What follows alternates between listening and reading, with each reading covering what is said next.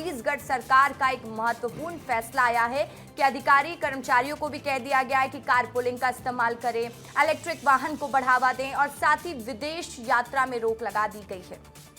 निश्चित तौर पर प्रधानमंत्री जी के आह्वान के बाद मैं बोलता हूं कि पूरे भारत देश में सबसे पहली पहल अगर किसी सरकार ने की है तो छत्तीसगढ़ की विष्णुदेव जी की सरकार ने की है।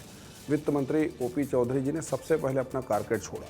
ये एक उदाहरण उन्होंने समाज के सामने प्रस्तुत किया है और इसका अनुसरण बाकी मंत्रियों ने भी किया है, बाकी नेताओं ने भी किया है।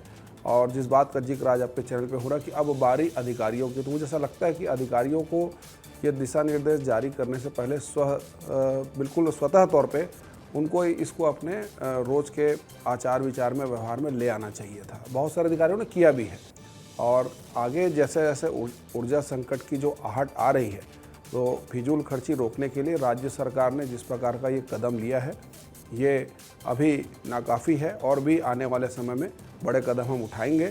जैसे जैसे जनता के हित से जुड़े मामले रहेंगे, फिजूल खर्ची से जुड़े मामले रहेंगे, राज्य सरकार प्रदेश की जनता के हित से जुड़े मामले रहेंगे, छत्तीसगढ़ के हित से जुड़े मामले में किसी प्रकार से बिल्कुल भी नहीं हिचकेगी। बड़े कड़े फैसले भी लेने होंगे तो करेंगे। और सबसे बड़ी बात रसिका जी, जो भी फैसले, जो भी बात नरेंद्र मोदी जी ने कही है वो पूरी तरह से व्यवहारिक है।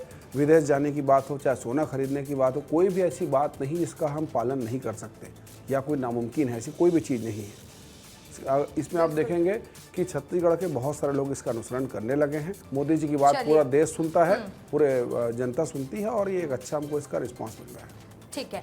अमरजीत चावला जी, पूर्व मुख्यमंत्री भूपेश बघेल जी का भी एक बयान सामने आया। उन्होंने कहा कि कारकेड की गाड़ियां कम कर देना, इससे कुछ भी नहीं होगा। सरकार बताए कि प्रदेश में पेट्रोल डीजल का स्टॉक क्या है, सरकार बताए कि कितना स्टॉक बचा हुआ है, तो तमाम तरह के सवाल आप वो भी खड़े कर रहे हैं। क्या कहेंगे? देखिए रसिका जी, हम बचत मितव्ययिता के खिलाफ बिल्कुल भी नहीं है, पर ये स्थिति क्यों उपजी, किसके कारण उपजी, किसके बोलने के कारण उपजी, इस पर तो बात करनी पड़ेगी। आज जनता पैनिक क्यों हुई?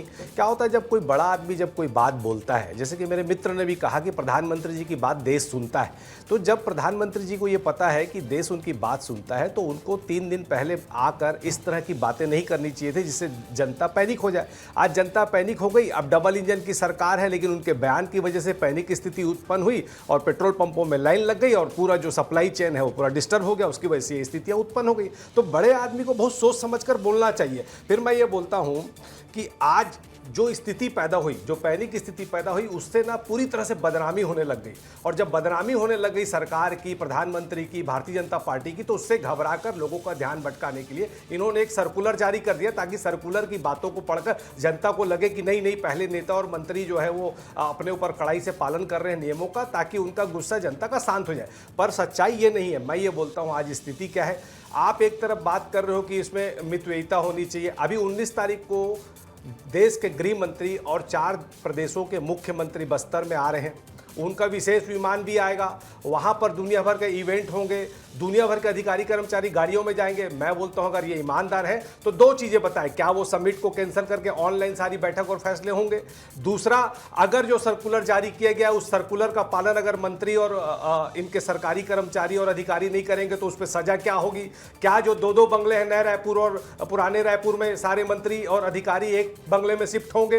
क्या जो मंत्रियों के और अधिकारियों के बंगले में 30-30 AC लगे हैं, ये AC से उतरेंगे? और अगर ये लोग गाड़ी शेयरिंग नहीं करेंगे तो क्या इस पे कोई सरकार कार्रवाई करेगी? पहले ऊपर लागू करो। पर क्या होता है, गलती है ऊपर वाले करते हैं और चाहते हैं कि नीचे जो जनता है कंट्रोल करे, जनता जो है सारी बचत करे। तो ये तो क्या हाथी के दांत दिखाने के और खाने की कुछ और वाली बात है। इसी पर जवाब ले लेती हूँ। राम अवतार तिवारी जी, आपका रुख करूंगी, लेकिन पहले जवाब गौरी शंकर श्रीवास जी से लूंगी क्योंकि अमरजीत चावला जी ने बहुत सारे आरोप लगाए हैं। कांग्रेस पार्टी लगातार आरोप लगा रही है कि ऐसे नहीं होता है कि हाथी के दांत दिखाने के कुछ और, खाने के कुछ और। मंत्रियों के कारकेड से इसलिए गाड़ियां कम करवाई जा रही क्योंकि जनता सोचे कि सरकार ऐसा फैसला ले रही है। देखिए, जनप्रतिनिधि अगर कोई उदाहरण प्रस्तुत नहीं करेंगे तो समाज में संदेश क्या जाएगा? अगर जनता के लिए इस प्रकार का नियमावली आ जाता तो यही अमरजीत जी बोलते कि भाई इनके खुद के मंत्री कारकेड नहीं छोड़ रहे हैं, खुद के मंत्री और खुद के विधायक, खुद के अधिकारी विदेश जा रहे हैं, उसको रोक नहीं लग रही। तो एक तरफ दूसरी बात, दूसरी तरफ दूसरी बात, ऐसा नहीं चलता है।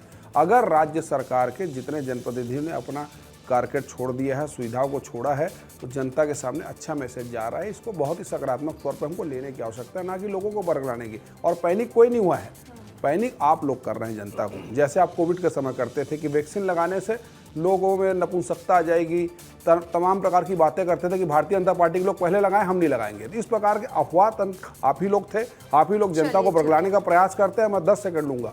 दूसरा, पूरा विश्व कहीं ना कहीं आज ऊर्जा संकट की चपेट में है। पिछले 2.5 महीने से भारतीय जनता पार्टी केंद्र की सरकार ने 2.5 रुपए के, अभी 2.5-3 रुपए बढ़ गया, उसको लेकर तमाम प्रकार हल्ला हो रहा है। एक भी रुपए पिछले 4 साल में हमने नहीं बढ़ाया, उसको लेकर बातें नहीं हो रही। 3% बढ़ा है, बाकी देशों की तुलना में बताइए अमरजीत जी कितना बढ़ा है? कई ऐसे भी देश हैं जब 30%, 40%, 50% तक पेट्रोल और डीजल के दाम बढ़े। ऐसे में इस बात को नहीं बोलेंगे कि गौरीशंकर शिवाज जी, लौटूंगी आपके पास। अब राम अवतार तिवारी जी का रुख कर लेते हैं। राम अवतार तिवारी जी, देखिए जैसे कि हम चर्चा भी कर रहे हैं, आज एक फरमान भी छत्तीसगढ़ में आता है।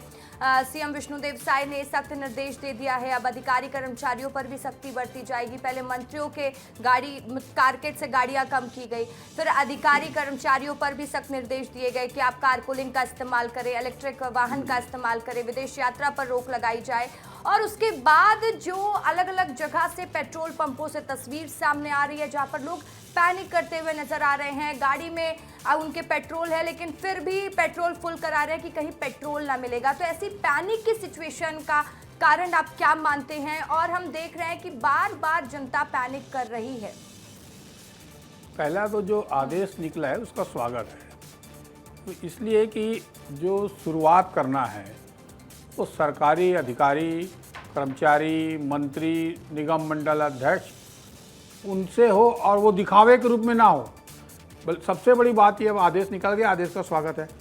अब कई जो अधिकारी हैं, आईएएस, आईपीएस, अलग जगह में 5-5 गाड़ियाँ रखे हैं, 6-6 गाड़ियाँ, और दूसरे से मंगा ली। बाल बच्चे, बीबी, इतने लोगों के लिए जो गाड़ियाँ लगी है उसका हिसाब किताब होना चाहिए।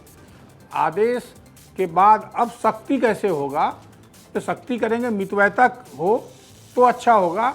नहीं तो जो सरकारी खर्च जो है, जो शान शौकत, बड़ी बड़ी गाड़ियाँ, महंगी गाड़ियाँ खरीद रहे हैं और बेतहाशा डीजल पेट्रोल लग रहा है, तो इस पर रोक लगनी चाहिए। ताकि ये जो सरकार की जो मंशा, देखो सीएम भले आदमी हैं, परंतु जो प्रशासन में जो लोग बैठे हैं और लोग जो कुंडली मार के बैठे हैं, जो अलग अलग तरीके से जनता के टैक्स के गाढ़ी कमाई का दुरुपयोग बेतहाशा वर्षों से कर रहे हैं। ऐसे कई आदेश निकलते रहते हैं, आदेश हैं भी, बहुत सारे आदेश हैं पहले, उन आदेशों को पालन नहीं करते हुए अपने अधिकार का दुरुपयोग जिस तरह से करते हैं, उस पर अगर सख्ती से कार्रवाई करेंगे तो और अच्छा संदेश जाएगा।